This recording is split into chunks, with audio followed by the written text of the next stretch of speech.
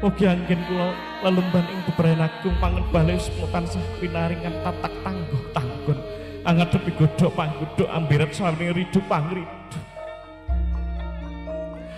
Ya yang kira anakku sakloron isih cilik sliramu tak ipuk-ipuk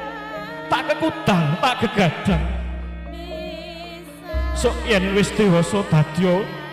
pawongan kang migunani tumraping nusa bangsa so dadya kegebangan ing wong tuwa mongko saiki wis dadi kasunyatan ya ngger tak ujekke bebrayanmu sakloron tansah kuya progon dadya klarega kang tansah ayem tentrem pun rama lan pun ibu amung bisa ndedonga muga bebrayanmu adoh saka sambing Allah nger tak pangestoni anakku Cakoro.